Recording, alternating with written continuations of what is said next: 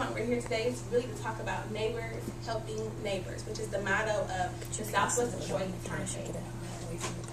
So to our next slide, we want to first address and introduce the team members and the community collaborators. So I'm Cassandra Maple, this is Stephen DeVere, and this is Elena Weinstein.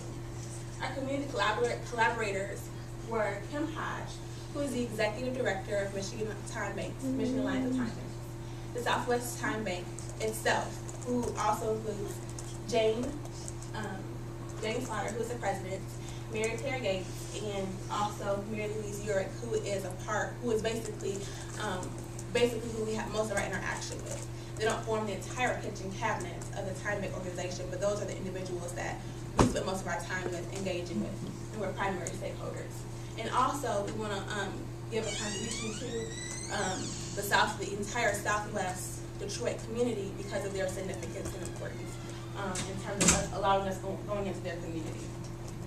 So in terms of the next slide, the actual Southwest Detroit community, if you would click on that please, so we can demonstrate basically the areas and perimeters within the actual TimeBank itself.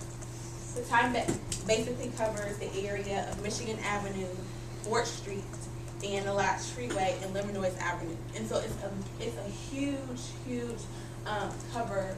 I mean, it basically covers a huge area within Southwest Detroit. And it's very diverse as it's populated with a majority of both Caucasian, African American, and Latino Americans within that area. And this is evident as both Mexican Town and Port Town are within this area. So it's a very diverse area and TimeBank.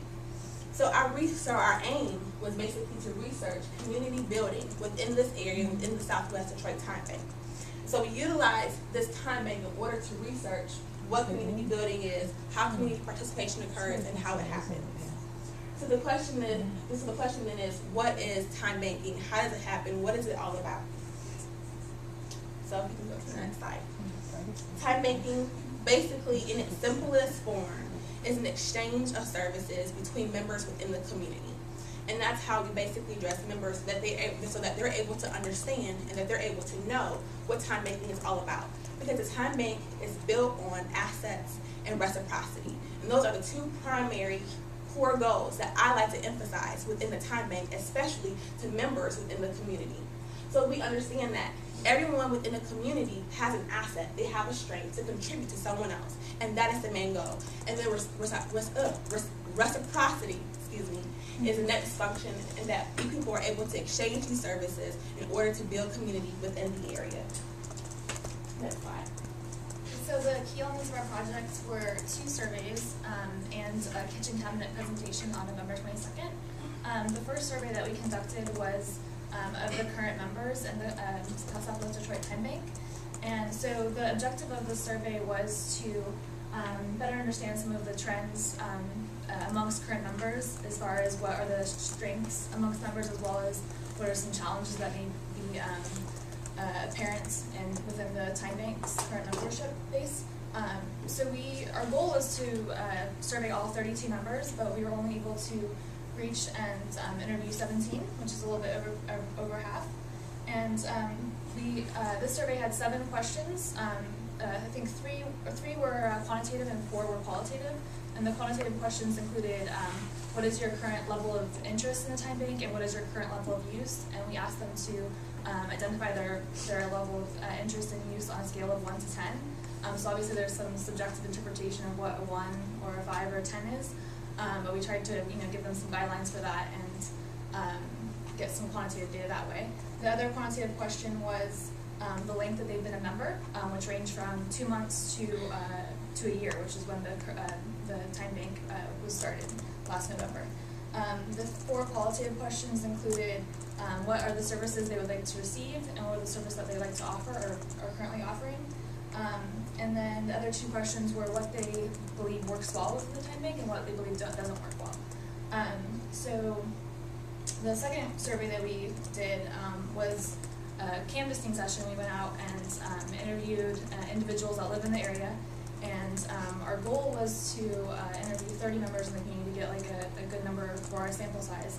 But we ended up only being able to survey 24 households, and the survey for this project was very similar to the first one, We also had 7 questions, and I think half of them were exactly the same. This one had 4 quantitative questions and 3 qualitative, and the additional questions that weren't in the first one included interest in getting to know your neighbors, and we compared that with interests in the time bank based on the information that we had given them. And then we also asked them if they have access to a computer and internet, and how much free time they believe they have each week, as well as what are the larger issues they see in the community.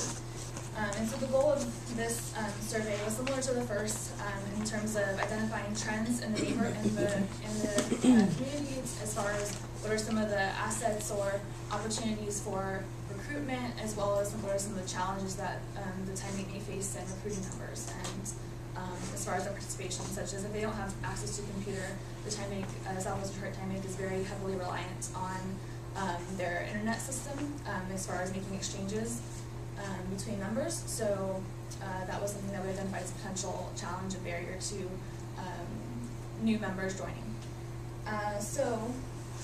And then the final key element of our project was a presentation to the kitchen cabinet 2 weeks ago.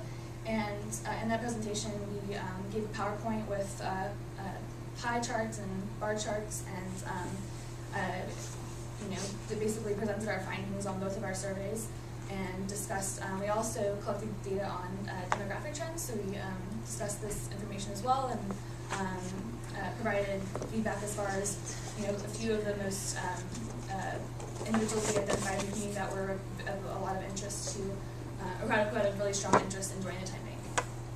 So just briefly go through some of our most significant findings. I think the biggest, most significant finding we found was that in our current member survey, as far as level of interest, the mode of over a third of the current members that we surveyed had a very high level of interest, a 10, in the time bank. However, with respect to how much they use it, nearly a third said that they don't use it at all. So we thought that was very interesting. And then the second thing was in the canvassing survey, we noticed that there's a gap between interest in getting to know the neighbors and interest in time banking, and that we believe that they may be due to lack of information about what time banking is really about. All right, so now I'm going to focus on the social, political, and economic factors that are either inhibiting or promoting the time bank from moving forward. And the first one is the desire for social interaction and building relationships, which is a key element into the actual time bank itself. And then the lack of economic capital coming in because the economy is not so great right now. The time bank allows for individuals to share time without spending necessarily monetary funds.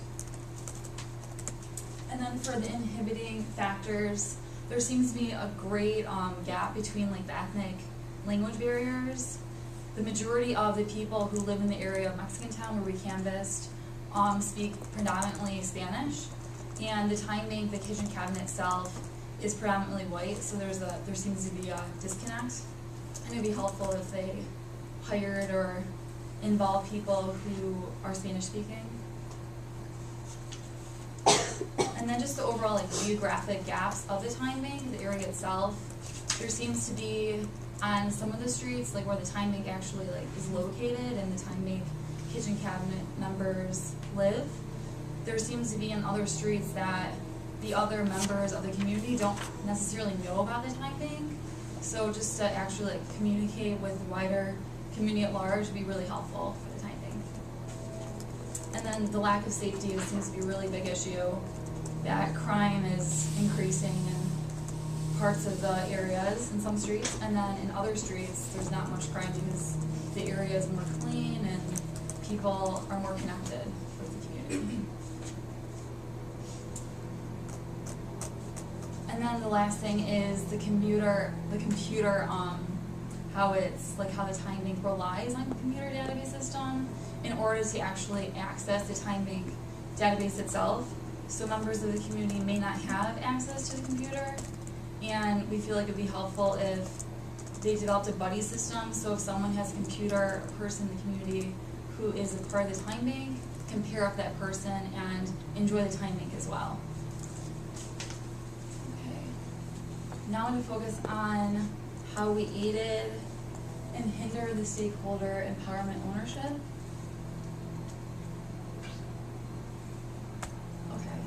The first one is it provided an opportunity for the sharing and communication of the residents themselves to express how they feel the community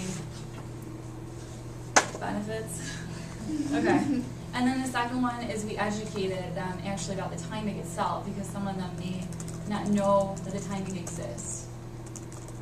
And then how we feel we may be hindered, lack of knowledge, is that we were temporarily involved in the time bank, and we feel that in order for the time bank to be completely successful, there needs to be follow-up with the canvassing efforts that we provided amongst ourselves. Thank you.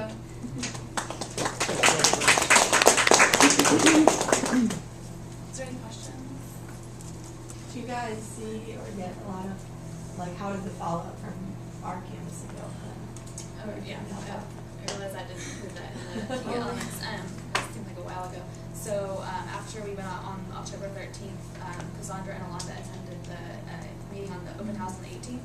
And I think there was only, they had 4, well, I wasn't there, so I believe 4 people altogether from the community attended, and only 1 from our canvassing efforts attended. So it was really low turnout, and we actually even, there were 60 phone numbers that we received from the class on the door knocking sheets, and we split it up that weekend on the 16th and 17th and calls, tried to reach all of them, and so I think we each spoke to at least, a few people, but there was still really low turnout, so we're not sure what the discrepancy was there. But there's actually like a person who came to the meeting and they were like really interested in getting involved.